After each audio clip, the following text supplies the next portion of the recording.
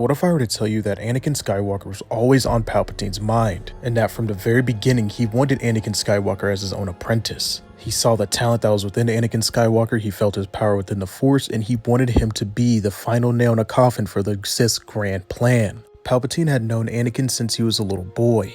Ever since he first arrived at the temple and ever since he first saw him, he saw Anakin as a nice high potential for being the next Sith that could destroy the entire Jedi Order. In which he actually ended up doing. As we all know, Darth Vader completely wiped out the Jedi Order. Obviously not every single last Jedi, but he did take out a good chunk of them to where they were all in hiding after that. And Anakin as Darth Vader became known as one of the greatest Jedi killers in all of galactic history.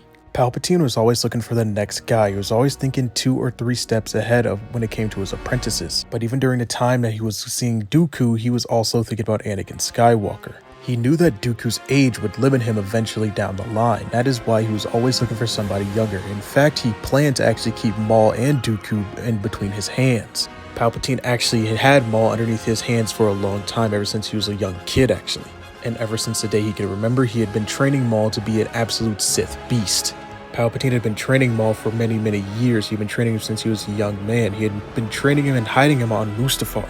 He had even trained Maul in secrecy on Coruscant at some points too, and Maul would actually sit back and gaze upon the Jedi Temple from a distance from the inner works of the city and think about how much he hated the Jedi.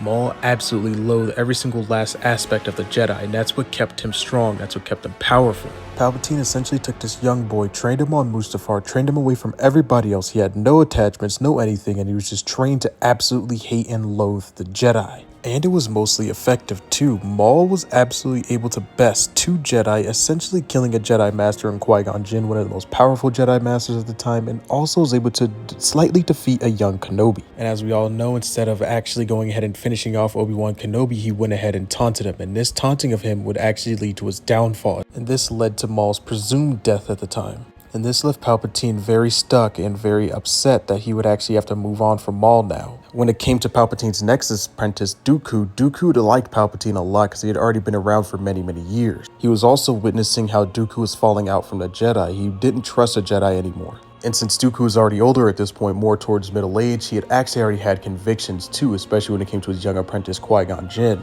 Another thing that also made Dooku a more powerful apprentice and a more powerful ally is that the pure fact that he had resources as well. As we all know, Dooku was actually born into nobility. So Dooku had money, influences, and everything along those lines that actually made him a great apprentice and great ally to Palpatine.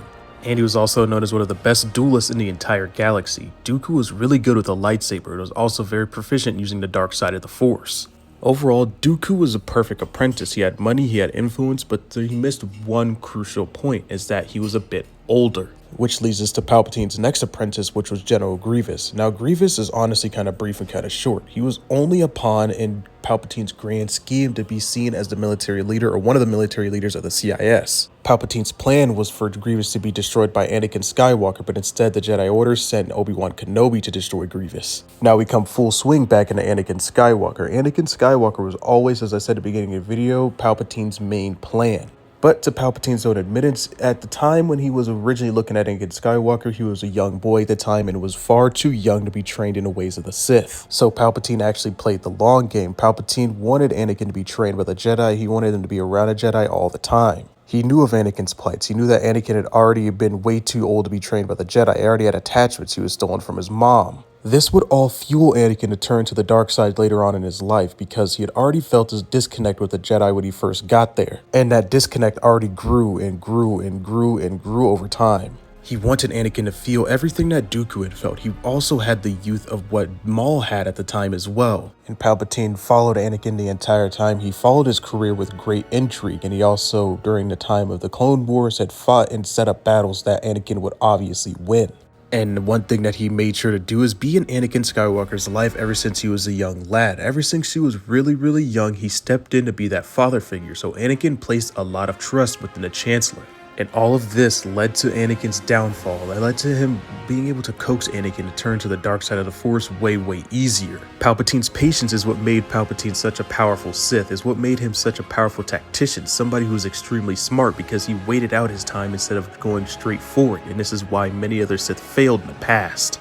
Anyway, that's all I got for this video. What are your guys' thoughts and opinions towards this? Do you guys think that Palpatine was actually one of the most successful Sith of all time? Personally, I think he is. If you guys enjoyed the content, please like and subscribe. I appreciate you guys watching this video all the way through the end. We're on the road to 500 subs, so please go ahead and do that. Also, comment. I'd love to interact with every single last one of you guys. May the Force be with you, and as always, have a great rest of your day.